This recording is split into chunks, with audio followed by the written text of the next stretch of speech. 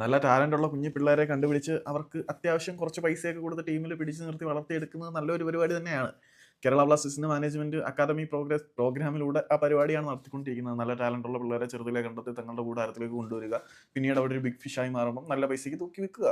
ജർമ്മനിയിലെ നമ്മുടെ Borussia Dortmund ചെയ്യുന്ന പരിപാടി ഏകദേശം കേരള ബ്ലാസ്റ്റേഴ്സ് ചെയ്യുന്നുണ്ട് എന്നുള്ളത് സത്യമാണ്. അങ്ങനെ കേരള ബ്ലാസ്റ്റേഴ്സിന്റെ അക്കാദമി പ്രോഗ്രാമിലൂടെ വളർന്നു വന്ന ലക്ഷദ്വീപ് സ്വദേശികളായ 2 താരങ്ങളുണ്ട്, നമ്മുടെ മുഹമ്മദ് അസറും മുഹമ്മദ് ഐമനും. ഈ 2 താരങ്ങളും കേരള ബ്ലാസ്റ്റേഴ്സിന്റെ കൂട്ടിലെ കിളികളായിരിക്കും എന്ന് വിശ്വസിക്കപ്പെട്ടിരുന്ന ഒരു കാലഘട്ടം ഉണ്ടായിരുന്നു ഇന്നലത്തെ ദിവസം വരെ. പക്ഷേ ഇന്നലത്തെ ദിവസം മുതൽ കളി മാറി എന്ന് പറയുന്നതായിരിക്കും കൂടുതൽ ശരി. ഇതുവരെ അസറിന്റെയും ഐമന്റെ ഏജന്റ് പുള്ളിയുടെ അച്ഛനായിരുന്നു.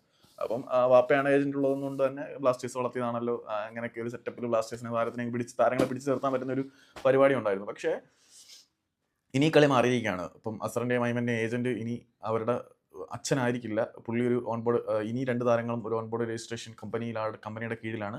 സോ അപ്പം രണ്ടാൾക്കും പുതിയ ഏജന്റാണ്, പ്രൊഫഷണൽ ഏജന്റാണ്. അപ്പം താരങ്ങളുടെ കരിയറും ഫിനാൻഷ്യൽ ഗെയിനും നല്ല രീതിയിൽ മനസ്സിലാക്കിയിട്ടായിരിക്കും കാര്യങ്ങൾ തീരുമാനിക്കപ്പെടുക. ഇനിയിപ്പോൾ 2 താരങ്ങളും 2 ടീമിൽ പോയാലും അത്ഭുതപ്പെടേണ്ട കാര്യമൊന്നുമില്ല.